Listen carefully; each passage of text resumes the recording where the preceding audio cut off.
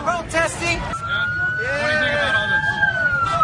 I think it's bullshit. Trump comes over here and tries to rally at where we belong, Donald Trump, 2K15, make go viral. Because he's the voice of the people.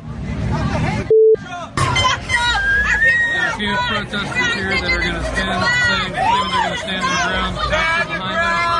Stay peaceful. Stand your ground. Stay peaceful.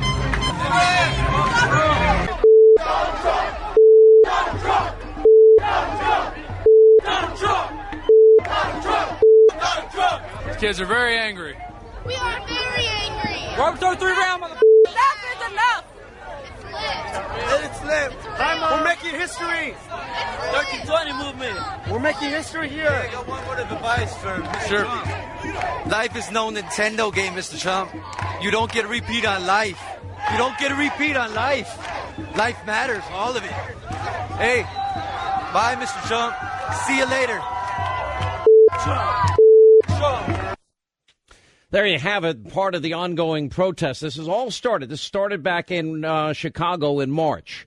Then you had the guy the next day, a disruptor, charging the stage to get within feet of Donald Trump in Ohio. Then you got all these envelopes sent with white powder to Trump Tower in the homes of Donald Trump's children. Then you have last weekend a bomb threat in Connecticut at a Trump rally.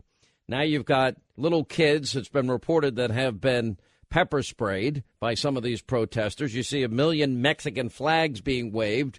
I didn't see any American flags being waved yet at this event.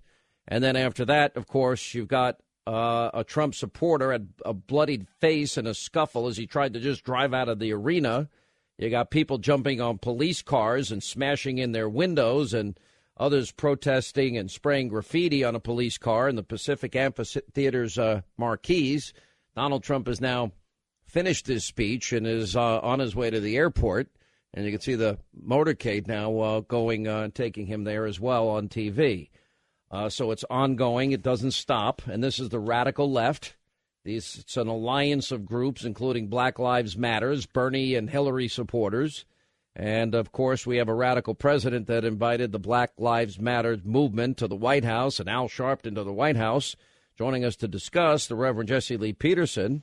He is now with, by the way, he's the author of the book, The Antidote, Healing America from the Poison, Hate, Blame, and Victimhood. He's got a brand new website, rebuildingtheman.com. The Reverend Oliver White of the Grace Community United Church. Reverend White, do you think it's appropriate for the President of the United States to embrace people like the Black Lives Matters movement, which has chanted pigs in a blanket, fry 'em like bacon? Do you think it's right that the President of the United States regularly has Al Sharpton over to the White House, and both Democratic candidates have tried to court and get the support of the Reverend Al Sharpton? In case you don't know some of the more controversial things he's said, here's some of his highlights. I'm tired of the American big. You ain't nothing. You're a punk faggot. Now come on, do something. David, yes. You want to be the only nigga on television, the only nigga in the newspaper, the only nigga can talk. Don't cover them. Don't talk to them, because you got the only nigga problem. Because you know if a black man stood up next to you, they would see you for the whore that you really are. White folks was in the cave when we had built empires. We learned to admire them, but they knew to admire us. We built pyramids before Donald Trump ever knew what architecture was. We taught philosophy and astrology and mathematics before Socrates and them Greek homos ever got around. White interloper, I said I was wrong. Cracker, though I think cracker is a certain personification of a certain type of person down south, just like redneck. I mean, some people misinterpret cracker meaning all whites is not true, but the confusion means you shouldn't use it. I mean, sometimes being flippant, you say things you shouldn't say because it gets in the way of your message and people don't really understand what you're saying. Pigs in a blanket, fry like bacon. Pigs in a blanket, fry like bacon. Pigs in a blanket, fry like bacon. Pigs in a blanket, fry like bacon. Pigs in a blanket, fry like bacon. Pigs in a blanket. All right, there you have it. Do you think that's appropriate, Reverend White? that the president invites those radicals to the White House repeatedly? You know, I would never invite Al Sharpton to my house. I have no interest in. Did I ask you? I didn't, Reverend. I love you to death. You're a good man. I know you are, and you're a Christian, and I bet a better Christian than I could ever dream to be. But my question was simple: do you think it's appropriate for the president of the United States to invite these radicals to the White House repeatedly? Well, we live in America, and you know, I didn't ask if we live in America, but he has a right to invite anyone he wants to his house. Now, you just heard him call the first black mayor of New York City the N-word multiple times and a whore. You just heard him use these slurs against gay people and all these other attacks.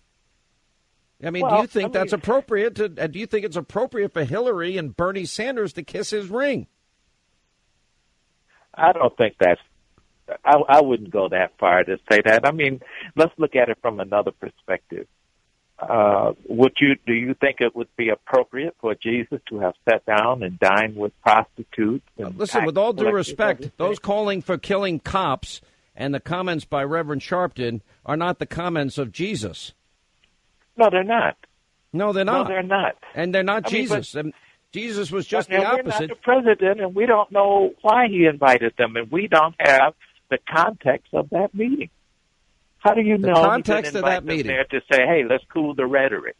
Yeah. How do we know that? Why don't you say it publicly? Because I bet if it was a Republican who he calls social Darwinists and accuses of wanting dirty air and dirty water, he never has any problem attacking them. Well, you know, Sean, you have a bitter taste for the president, no matter what he does. I'm not bitter against the president. I'm saddened at what he's done to the country. I'm saddened about the millions more Americans in poverty and on food stamps and out of the labor force.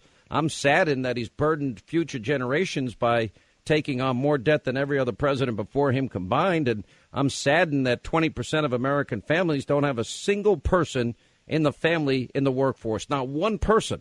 And he's done nothing to fix anything. I'm saddened that he gave the number one state sponsor of terror $150 billion and the right to build ballistic missiles and pursue their nuclear program. I'm saddened at his horrible treatment of our ally Israel. I'm saddened that he draws lines in the sands and people cross them, and he has no courage to back up his rhetoric. I'm saddened that the world is in chaos and descending into greater chaos, and America's in decline because of his bad policies. That's just basic, simple mathematical facts. Everything I've told you is 100% true. He's been a failure, and he's hurt the country, and the people are suffering because of his policies.